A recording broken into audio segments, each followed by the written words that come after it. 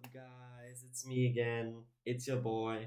I've had a little break, but now I'm back for your entertainment. And today's topic will be linguistics in Finland, or linguistics of Finland, actually. So, you might be wondering, where have I been? And this is a small hint for you. So, first of all, thanks for your comments. Thanks for your shown love on the last videos. It's been a little while, but not too long actually.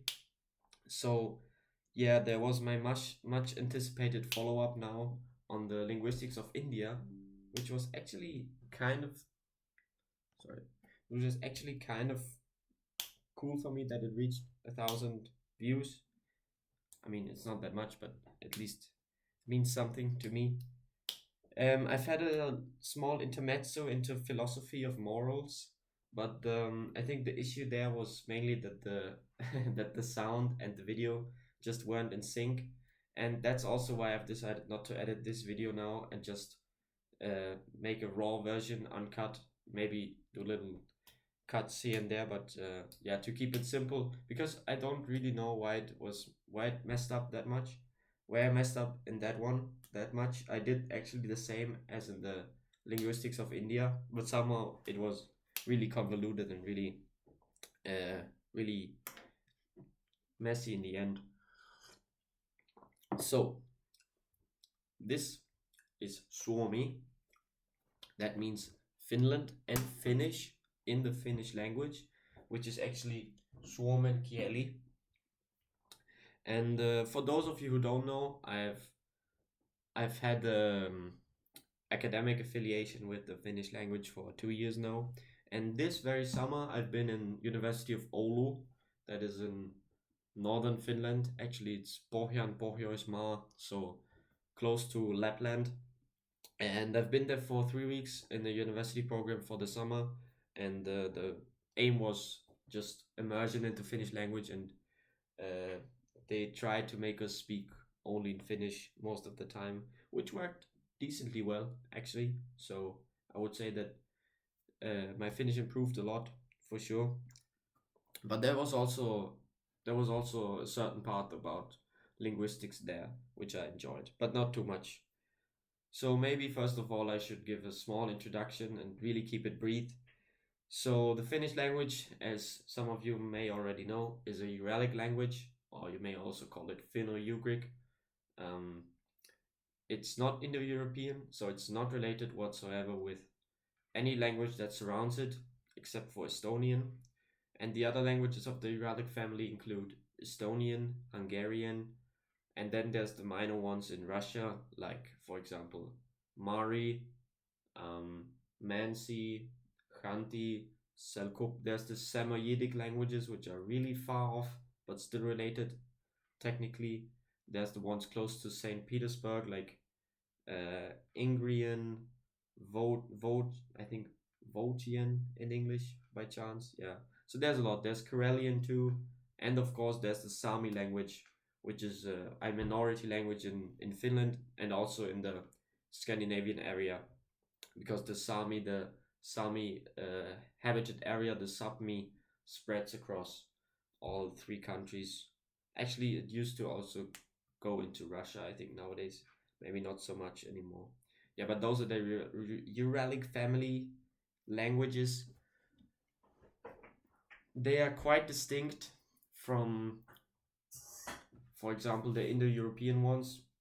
The main characteristic would be that, as far as I know, all of them lack grammatical gender. So in Finnish as well, there's only one gender. Good for every Anglophone out there trying to master the Finnish language. Yeah, there's actually just one gender. That's quite straightforward. That's what I enjoy as well. Another thing is that the phonemic inventory, so the sounds the language has in its inventory, in its use, is actually quite small. It's not as small as in Hawaiian, where it's, I think, like 13, 14. I'm really guessing now, but the point is that it's really small. In the Finnish, it's also actually kind of small. So it's not a huge repertoire. For example, there are no real voiced plosives. For example, there isn't really a g, a g. There isn't really a b, b. So there is a d, but the d sort of also behaves a bit weirdly. So yeah, that's the thing. The phoneme inventory is quite small, let's say compared to English or German, my mother tongue.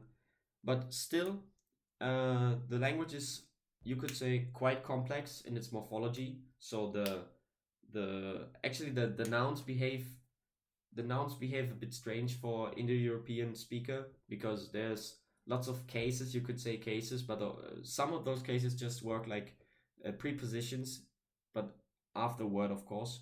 So that would be close to a postposition, but Finnish simply doesn't use postpositions. Therefore, it glues them onto the stem of the word, like mostly a noun or an adjective, and that sort of functions like a postposition.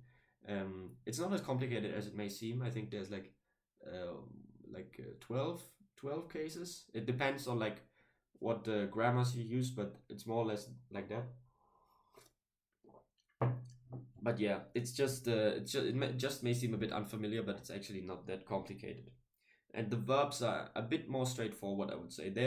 Actually they're actually pretty similar to the ones I'm used to from German and English classes, and sort of also like the Romance languages.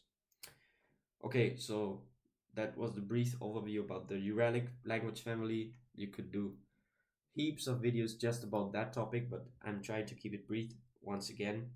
I wrote something about dialectal variation. So in Finland, there's actually quite a lot of dialectal variation, which I also found a bit hard, because in Oulu they speak the Oulu Murre dialect, which wasn't actually that easy to wrap my head around in the beginning. So yeah, that is there.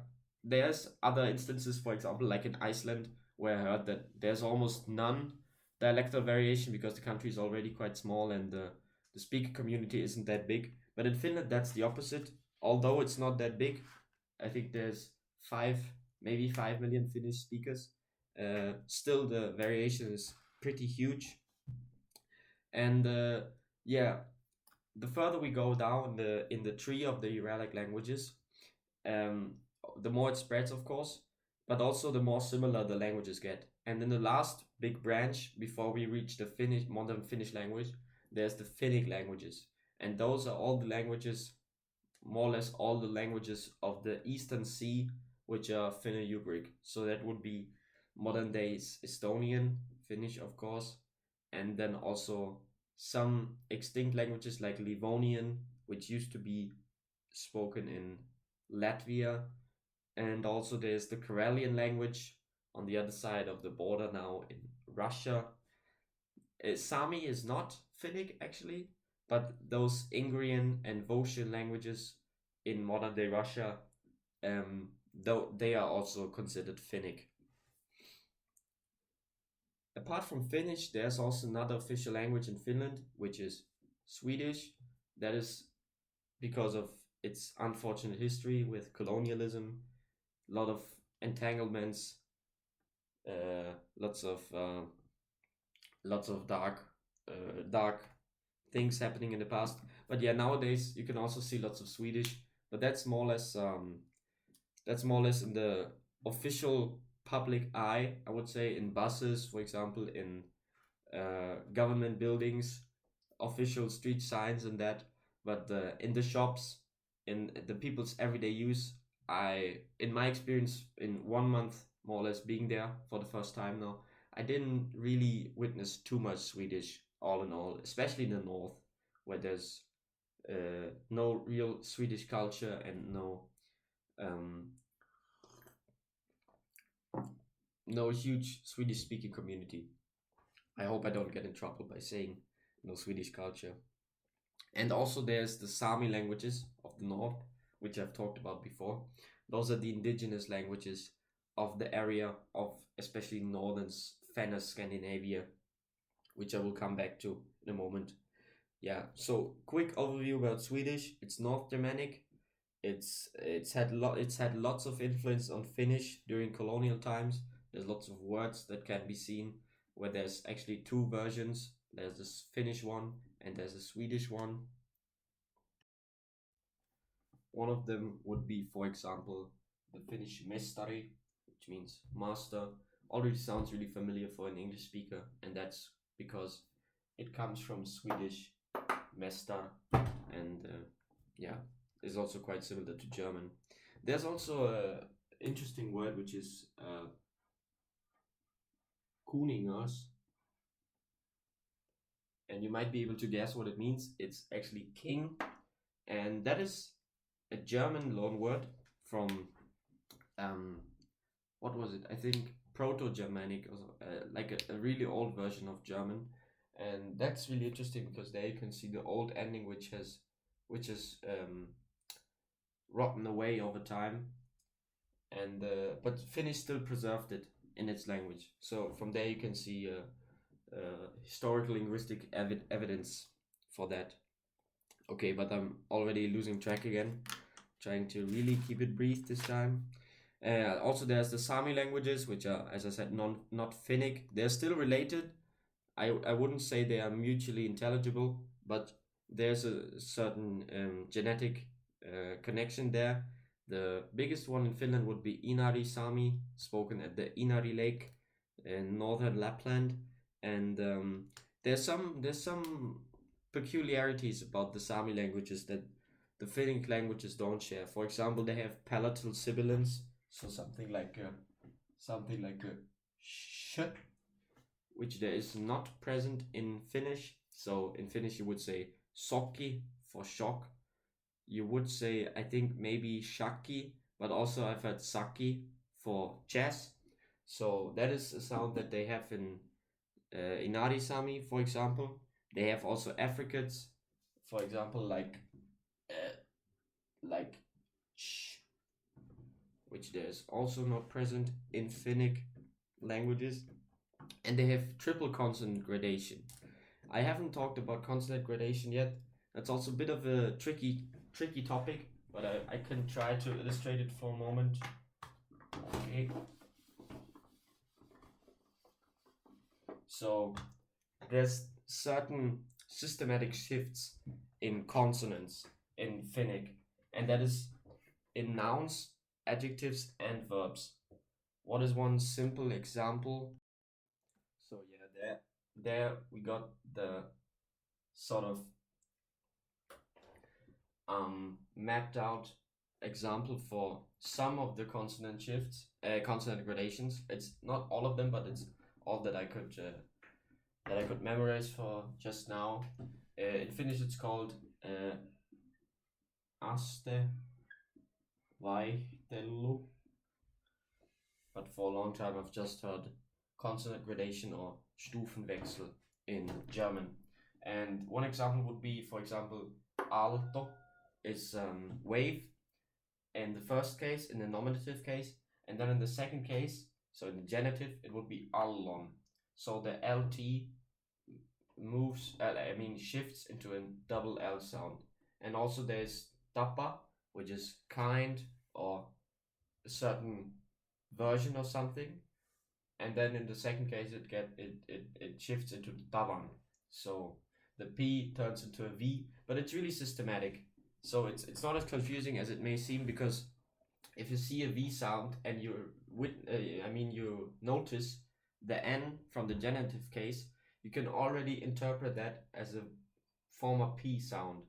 So it may seem like it would throw you off in the beginning, but it's actually kind of logical, and yeah, it's not a big fuss. Maybe it sounds like it, but it's not. And the point where I'm trying to get is that in Finnish we have a two consonant shift gradation. So there's always two versions. There's the strong and the weak stem, or the vahva and heikko stem of a root. And in Inari Sami, for example, there's three gradations. So there's three versions. I'm not an expert. I have no idea which version gets into use.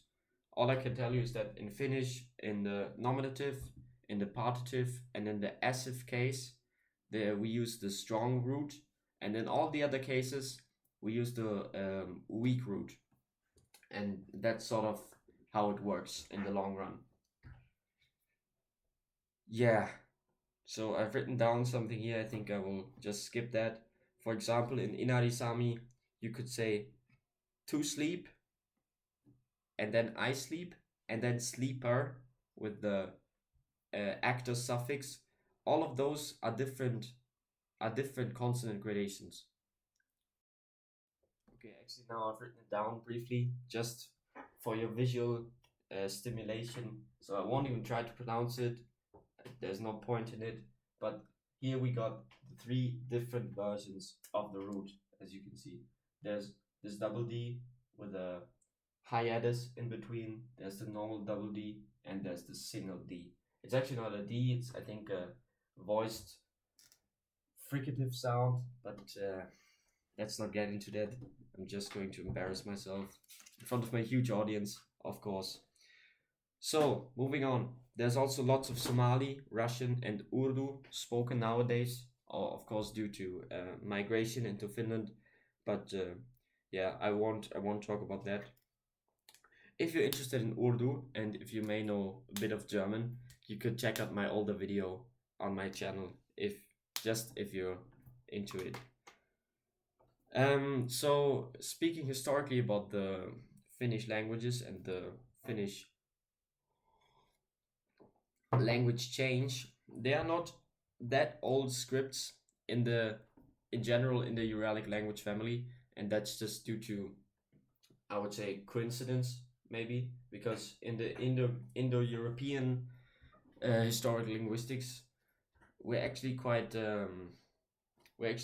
we ended up quite lucky, or the linguists ended up quite lucky, because there are really old texts in Sanskrit, ancient Greek, Latin, Avestan.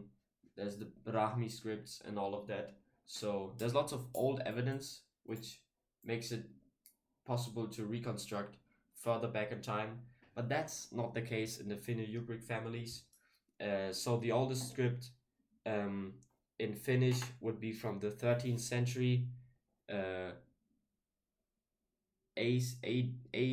yeah, AD, I think. And in general, the oldest Finno-Ugric script is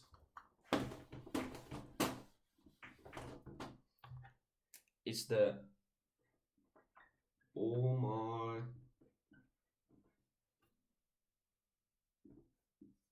my god, Mariam Shiralom.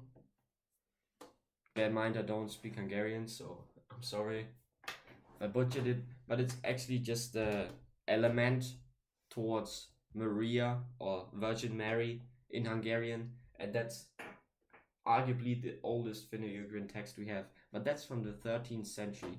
So that's, of course, it's a while ago, but it's not as long ago as, let's say, the Vedic texts or like the Odyssey, texts like that. So therefore, diachronic research is more restricted than, for example, Indian languages or ancient European languages. There's also the old Permic script, which gives a small hint at, or which gives a small perspective on what also used to be like an old form of the Permic languages. Those are the ones like Komi and Udmurt. I think Udmurt as well, yeah, in modern day Russia. So that's also quite old. I think we'll skip the developments from Proto-Finnic. Maybe that's for another video itself, but it's just, I think, too much for now. There's also, of course, no evidence for Proto-Finnic, so that is all just, I wouldn't say speculation, but it's all based on reconstruction and yeah, as in all proto-languages. Of course, there's also lots of English now to be seen in modern day Finland. I think not too surprising, but that's just how it is in Fenno-Scandinavia, so it can be a bit frustrating if you're trying to really practice your Finnish, and then people will answer in pretty good English in return. So I would say, I would advise anybody who learns Finnish to really be a bit stubborn when it comes to especially surface conversations. Because if you have the belief or if you have the confidence, let's say from depends like maybe 1 up to 2 up to more years of Finnish study, you're able to hold a conversation and you're able to talk about superficial, all in all things like the Finnish small talky. I think you're able to handle that or talk about the weather. So there's really no need to shift to English if you don't want to. But there's been some instances where maybe also because I don't look particularly Finnish, um, people just have tried to respond in English, and then I've kept speaking Finnish. But at some point, I felt like okay, I might as well just shift to make things a bit more, maybe a bit more agreeable for everybody. But yeah, it is, I would say it's an advantage and a disadvantage at some point. Similar to in India where lots of people speak English. In Finland you just have to try at some point, and at a certain point you will be able to get along with your Finnish uh, in everyday life. Okay, now there's nothing left to say except for thanks for your attention. I hope this has been sort of interesting. There's not that much visual stimulus this time because, as I said, it's been a bit difficult for me editing the last one, which also hasn't been received very well. So let's see how that works out now. It's a bit of a callback to my older videos for all the OG fans. Maybe they can get a bit nostalgia out of it. And for now, I'm only left to say kiitos huomasta. Thanks for your attention and see you in the next one. Bye bye, peeps. Ciao.